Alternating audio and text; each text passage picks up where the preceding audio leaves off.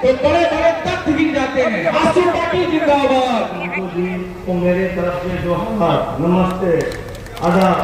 बड़े भाई और राजनाथ जिंदाबाद जिंदाबाद, सुरेश कुमार महतो जिंदाबाद, जिंदाबाद जिंदाबाद, आशु पाटिल जिंदाबाद, सुरेश कुमार महतो जिंदाबाद, जिंदाबाद। आशु पाटिल जिंदाबाद। आगे बताकर स्वागत है। और जो कार्यक्रम है जिसके तरफ सबसे जो पार्टी ज्वाइन करने वाले हैं, तो आप लोग देख सकते हैं इसी मंच में, पीछे तरफ मंच है, उसी मंच में कार्यक्रम होने वाला है। तो आप सबको वीडियो में बने हैं, वीडियो चैनल में नए चैनल पर लाइक सब्सक्राइब करें, ताकि आप लोगों के साथ अच्छे वीडियो में लाने की कोशिश करूँगा। चलिए दोस्तों चलते हैं। जैसा कि भैया आ चुके हैं और तो मिलन समारोह में शामिल होने के लिए हमारे अतिथि, हमारे मोहल्ला के लोग जो शामिल होने के लिए आए हुए, सारे लोगों से गुजारिश है कि वो कुर्सी आगे बढ़ जाए। आशु पाटिल जिंदाबाद, आशु पाटिल जिंदाबाद, सुरेश कुमार महतो जिंदाबाद, सुरेश कुमार महतो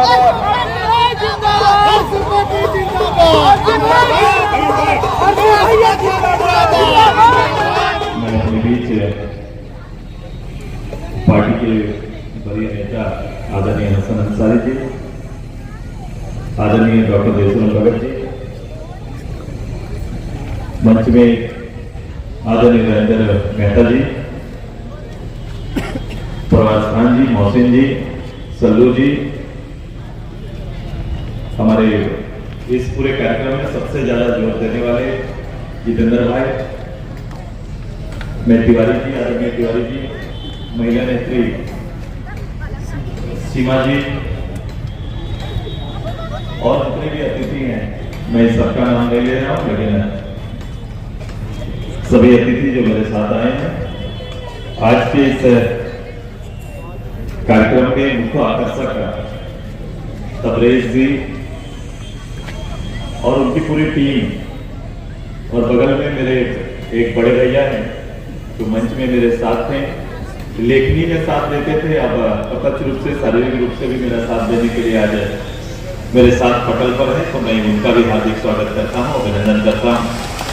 मैं अभिनंदन पटना के आसपास के सभी प्रबुद्ध लोग जिनमें समाज के लिए सोचने का महत्वपूर्ण समाज के लिए भूमिका अदा करते हैं, मैं यूथ जो साथी मेरे साथ है, जो जुड़े हैं, जो साथी जो ऐसे ही साथ में रहना पसंद करते हैं, इस नेतृत्व को पसंद करते हैं, पार्टी को पसंद करते हैं, मैं अपनी महिला नेत्री जो अपना बहुमूल्य समय इस राजनीतिक गलियारे में देने का निश्चय किया है, आप सभी का, सामान्य लोगों का हार्दिक स्वागत करते हैं, अभिनंदन करते हैं।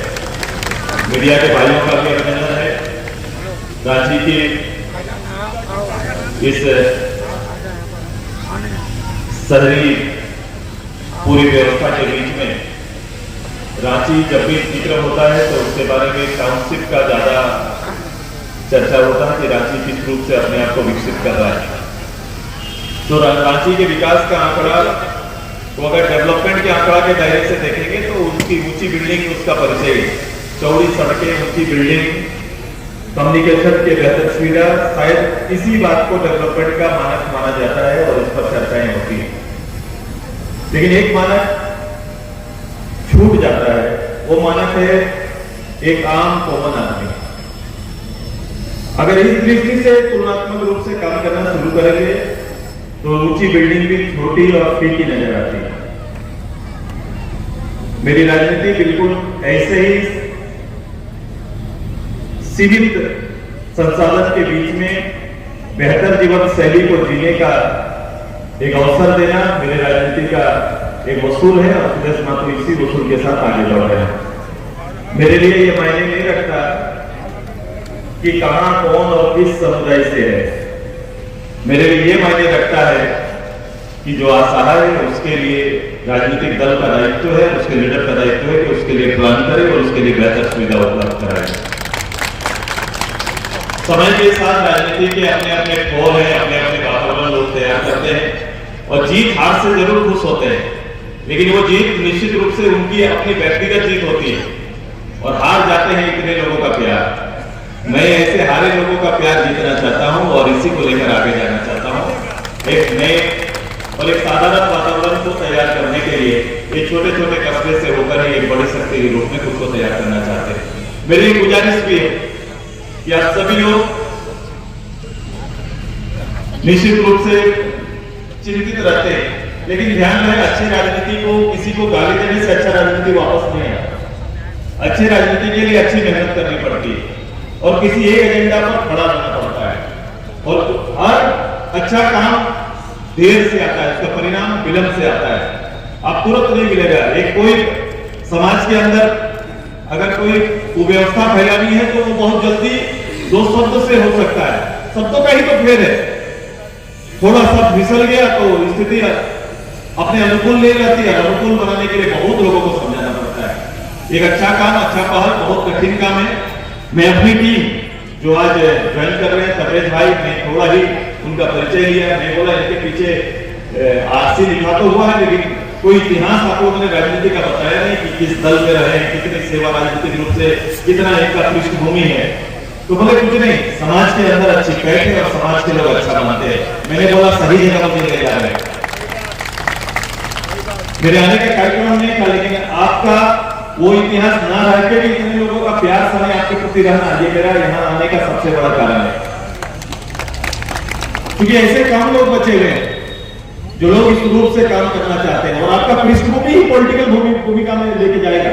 आप अच्छे होंगे, अच्छा नेतृत्व दे सकते हैं, इसलिए क्योंकि आपका पृष्ठभूमि अच्छा रहा है। तो अच्छे पृष्ठभूमि वाले अच्छा लीडरशिप दे सकते हैं।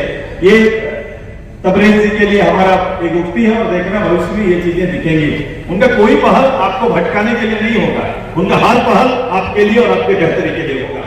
मैं अपनी ओर से समाज के दबे कुचले लोगों का नेतृत्व और नेतृत्व भाव जानता हूं। मैं क्योंकि उसी वातावरण से निकलकर यहाँ तक आए, इसलिए मुझे किसी को इसके लिए कोई अध्ययन करने की अलग से आवश्यकता नहीं। कई लोग होते हैं पद में ऊपर जाते हैं, फिर अध्ययन करना शुरू करते हैं कि विकास कैसे इनका किया जाए। मुझे अध्ययन की जरूरत नहीं, मुझे अवसर की जरूरत है और मुझे एक अवसर देने का आग्रह सुदेश महतो आपसे करने के लिए आया है। ये एक अवसर देना है, क्योंकि जहां मांगना और इच्छा जाता है वहां ये ध्यान रखना है कि उसकी शक्ति को बड़ा करना है। आइए ये छोटी छोटी शक्तियों को जोड़कर एक बड़ा शक्ति के रूप में, ये महानगर का तो रहेगा, राजधानी तो रहेगा, लेकिन राजधानी का स्वरूप मैंने कहा बिल्डिंग और सड़क के साथ साथ लोगों का स्वरूप भी बदलेगा। ये हमारी तैयारी है और उसके लिए हमारी राजनीति समर्पित है। मैं आज इस मिलन समारोह में जिनका नाम नहीं ले पा रहा, कई महत्वपूर्ण लोग, महत्वपूर्ण भूमिका निभाने वाले लोग हैं हमारे पास जो आगे चलकर बेहतर कर सकते हैं। मैं खासकर यूथ साथियों से आग्रह करेंगे बड़ा स्थिर मन से, क्योंकि सार्वजनिक जीवन बहुत आसान नहीं है, ये लाभ हानि का खेल नहीं है। ये विचार का तुरंत इधर होना उधर होना, इस मानसिकता से कभी एक अच्छा स्थापित लीडर आप नहीं बन सकते हैं। स्थापित है तो नीतियों आधार पर चले, कठिन होगा लेकिन अच्छा सफर होगा। मैं आप सभी का प्यार पार्टी को मिला है, नेतृत्व को मिला है। मैं कोशिश करूंगा सभी को समेटकर हम आगे बढ़ेंगे और आपके स्वाभिमान को ठेस न पहुंचे, ये हमारा दायित्व रहेगा। इन्हीं बातों के साथ मैं अपनी बात खत्म करता हूं। बहुत बहुत धन्यवाद।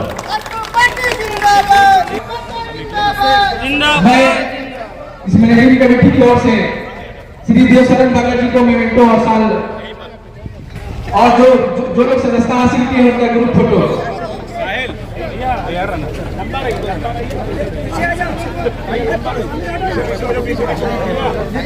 तबरेज संस जी, समीम अख्तर साहब, Azad Khan MD Kalim, Shahzad Hawari ji MD Shabir, MD Asad Wasi, MD Afrid Javed, MD Tauseef Khan, MD Mumtaz Hussain, MD Mansoor Alam, MD Shahid Alam, MD Faisal, MD Asif, MD Firoz, MD Ali, ये सारे लोग जो है सदस्यता हासिल किए हैं वो करीब आ जाए और एक ग्रुप फोटो बनाएं।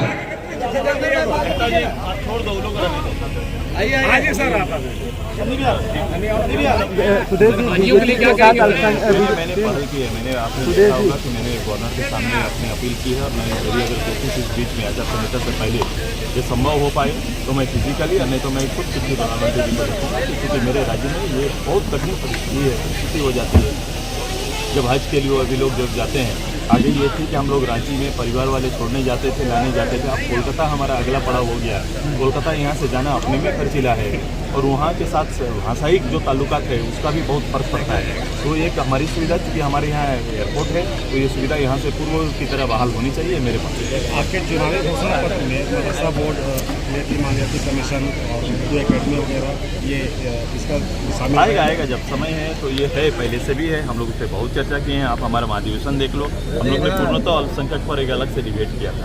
अल्पसंख्यकों का रुझान सुदेश जी आप लोग बीजेपी के साथ होने के बावजूद क्या कैसे देखते हैं? कोई जरूरत नहीं है। भारतीय जनता पार्टी के साथ भी अल्पसंख्यक हैं, हमारे साथ भी हैं, और मैं समझता हूँ कि बेस्ट प्लेटफॉर्म है उनके लिए आजसू पार्टी। आज बड़ा घटना हमारे साथ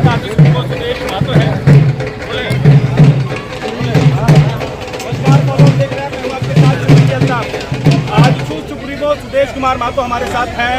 लोग लगातार आजसू से जुड़ रहे हैं, खास करके अभी ये जो मौका है ये अल्पसंख्यक समाज के संत कवरेज हैं, उन्होंने आजसू पार्टी का दामन थामा है। सुदेश महतो जिंदाबाद जिंदाबाद जिंदाबाद। तो आजसू पार्टी में जब आ रहा है इसको किस तरीके से देखते हैं? देखो, ये एक सकारात्मक एक बात है, और मैं लगातार को लेकर रहा हूँ। कौन कोई मायने नहीं रखता, अच्छे सोच वाले लोग ज़्यादा जरूरी है, और इस समाज में जो अच्छे लोग हैं, अच्छी सोच वाले लोग हैं, वो कनेक्ट करते हैं और वो हमारे साथ जुड़ के काम करना चाहते हैं। इस प्रदेश की एक बड़ी भूमिका है, एक बड़ी आबादी है, तो इसको तो अपने पॉलिटिकल भूमिका में लाना ही पड़ेगा। क्या लग रहा है कि अभी सबसे ज़्यादा जरूरी है, चुनाव नजदीक है, माइनॉरिटी के लिए एक चैलेंज है आप लोगों के लिए, कैसे देखते हैं? मेरे लिए चैलेंज नहीं है, मैं समय का इंतजार करता हूँ। हो सके समझने में कोई विलम्ब कर सकता है, लेकिन अंतिम रास्ता यही है।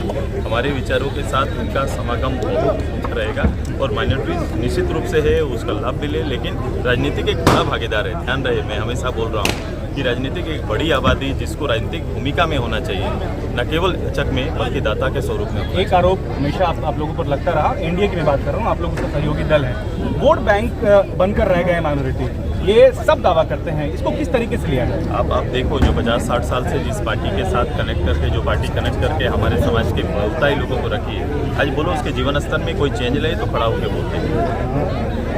65 साल काफ़ी होता है, आपने 2 पीढ़ी को दे दिया, 2 पीढ़ी देने के बाद भी अब तीसरी पीढ़ी बड़ी हो गई। अब बताओ, उनके लिए जो बेसिक ये चीज़ें हैं जो आज भी उनके घोषणा पत्रों पर सीमित है, कागजों में सीमित है, वो कभी भी प्रत्यक्ष रूप से सामने आ ही नहीं पा रहा। कितना वक्त चाहिए, कितने प्रधानमंत्री तैयार करने पड़ेंगे ये काम पूरा करने के लिए? हाल ही में जितेंद्र कुमार सिंह ने पार्टी का दामन थामा था, और उनके नेतृत्व के बाद जो है, उनके बाद कई लोग जो है आपसे जुड़ रहे हैं।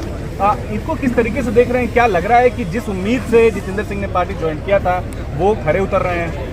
देखो, हर किसी का रोल है, यहाँ किसी व्यक्ति से ज़्यादा जरूरी रोल है, वो सोशल मैन ज़्यादा है। जितेंद्र जी, चूँकि मैं उससे पहले भी मैं सामाजिक रूप से देखा हूँ, कई उनके मंचों पर मैं गया हूँ, तो देखता हूँ क्रिकेट से रुचि है, ये ह्यूमन ये रखते हैं, उसके लिए कोई समाजदारी नहीं रखता, वो अल्पसंख्यक के लिए भी उतना, ईसाई परिवार के लिए भी उतना, तो सब चीज़ में उनका योगदान रहता है। तो अच्छा है, ऐसे रांची जैसे शहर के लिए ऐसे कॉमन बन पाना बहुत सहज काम नहीं है। अच्छा, ये एक आखिरी सवाल, जितनी भागीदारी उतनी हिस्सेदारी आज तो आप उन्हें जाने दें।